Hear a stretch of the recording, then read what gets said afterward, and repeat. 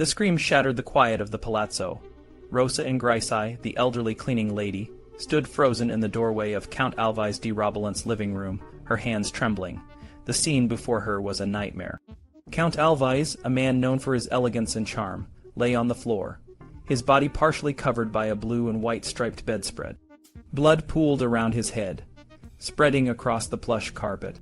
The walls and ceiling were spattered with fresh blood, the marks of a brutal attack. Rosa's eyes darted around the room, taking in the details. The lights were on, an unusual sight for the usually meticulous Count. His yellow scarf, which he always wore with pride, lay crumpled on the floor. She stepped closer, her heart pounding. The piano in the corner was untouched, box fugues still neatly arranged on the rack, but the atmosphere was far from peaceful.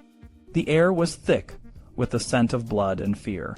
As Rosa approached the body, she noticed more details. Count Alvise was dressed only in a short robe, as if he had been preparing for bed. A carafe of water sat on the nightstand, and untouched. The apartment was mostly orderly, but there were signs of a struggle. 4 streaks of blood marred a white curtain, and a blood-stained towel lay in the bathroom. In the bedroom, a cherished painting of St. Jerome had been slashed, and the screen of the Count's old Toshiba laptop, where he was writing his latest book, was smashed. Rosa couldn't bear to look any longer. She turned and ran, her feet pounding down the hallway, her scream echoing through the ancient corridors of the 15th-century palace. When she reached the street, she collapsed, her sobs mingling with the cries of the birds in the courtyard. The news spread quickly. Count Alvise di Robilant, a pillar of Florentine nobility, had been murdered in his home. The police arrived swiftly, their presence a stark contrast to the ornate beauty of Palazzo Rucellai. Forensic experts combed the apartment, searching for clues. They found no signs of forced entry, no fingerprints on the piano, and an uncorked bottle of Asti Spumante on the kitchen table, along with 2 glasses. The scene suggested that the Count had known his attacker. The investigation began in earnest. The Carabinieri, the Italian military police, focused on the Count's inner circle. "We're looking very closely at his close friends and family," they announced. The nobleman's associates, the creme de la creme of Florentine society, were under scrutiny.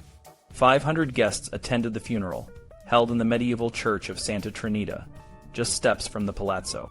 The police filmed the procession, hoping to catch a glimpse of the killer.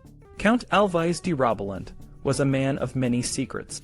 Born into one of the oldest and most prestigious families in Venice, he had lived a life of luxury and refinement. His family's palaces, including the Grand Palazzo Mosnigo on the Grand Canal, were the backdrop for his enchanted childhood. But by the time he moved to Florence, much of the family's wealth had been lost. Despite this, Count Alvise remained a charismatic figure, known for his charm and discretion. Yet, as the investigation unfolded, a different side of Count Alvise emerged. His elegant facade hid a more complex and troubled life. Rumors of a secret double life began to circulate. Reports suggested that he had been involved in the underground art world, and some speculated that his murder was the result of a botched deal. Others pointed to a crime of passion, with eyes on Livia Colonna, a Roman princess with whom the Count had recently ended a relationship. But the most shocking revelation came months later, when the autopsy results were made public. The details contradicted the Count's reputation as a ladies' man. On the night of his death, he had engaged in sexual activity, and traces of blood and semen were found on his body. The investigation took a new turn, focusing on the possibility that the murder was related to the Count's involvement in the gay community. The case of Count Alvise di Robilant's murder was not an isolated incident. It was part of a series of brutal killings that had shaken the core of Florentine society. Each victim, like Count Alvise, was a man of privilege found dead in their homes, their bodies mutilated. The murders were linked by their savagery and the suggestion of a common motive.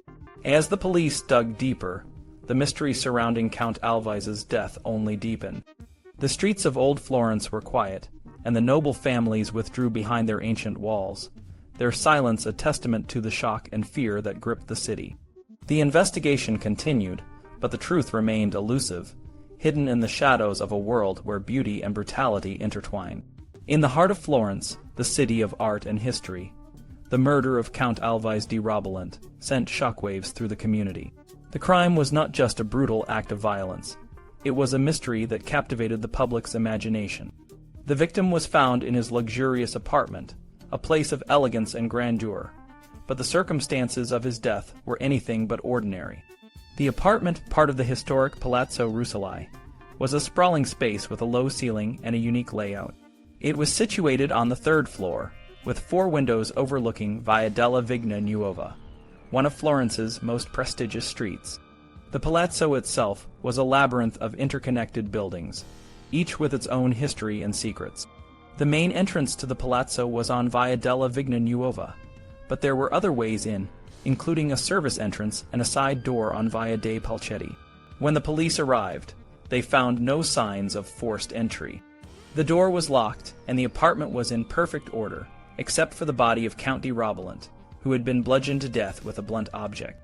The scene was eerily neat, almost as if the killer had tidied up after the act. The Count's head was covered, a detail that would later become a recurring theme in the investigation. The public was quick to speculate.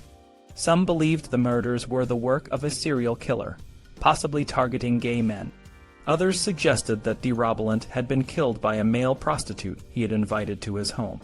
The media fueled the debate with headlines like "Murder Palace," a maze of little doors and secret passages, appearing in newspapers. The Corriere della Sera even likened the case to a giallo, an Italian term for crime fiction, emphasizing the dramatic and mysterious elements of the crime. The investigation was complicated by the palazzo's complex layout. The building was a patchwork of different eras, with secret passages and hidden doors that made it easy for someone to move around undetected. The police had to navigate this intricate network, trying to piece together how the killer had entered and exited the apartment without being seen. One of the key details that emerged was that the Count had been expecting a visitor. Wine glasses and a bottle of wine were found on a table, suggesting that he had been preparing for company. This raised the possibility that the killer was someone di Robilant knew, perhaps even someone he had invited in. The police questioned dozens of people, including the Count's relatives, neighbors, and acquaintances. They also interviewed the other tenants of the palazzo, including a foreign lady who lived directly opposite di Robilant and was known to be an undesirable neighbor. Despite their efforts, the investigation failed to uncover a clear suspect. The murder weapon was never found, and no one was ever charged with the crime. The case of Count Alvise di Robilant remained unsolved, a perfect crime that continued to intrigue the public. The palazzo, with its rich history and mysterious corridors, seemed to hold the answers, but they remained hidden, as if the walls themselves were keeping the secret. The murder was a reminder of the darkness that can lurk behind the most elegant facades, a story that would be told and retold, a mystery that would never be fully unraveled. The ancient walls of Palazzo Rucellai have seen much over the centuries: celebrations, intrigues, and ultimately, tragedy. On the night of January 15, 1997, the palace bore witness to a horrific event, the murder of Alvise di Robilant. The details of that night remain shrouded in mystery, hidden within the very stones of the building that once sheltered him.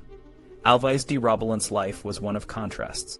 Born into nobility, he lived a double life, balancing the responsibilities of his lineage with a more bohemian existence. His marriage to Betty Stokes, an American model, seemed to bridge these worlds, but beneath the surface, tensions simmered. Cy Twombly, a friend and artist, captured the complexities of their lives in his paintings and photographs. In one striking portrait, Betty stands by a window, her hand pressed to her heart, a look of longing in her eyes. Years later, Twombly painted a haunting portrait of Alvise, a chaotic swirl of lines and colors that seemed to foreshadow the violent end that awaited him.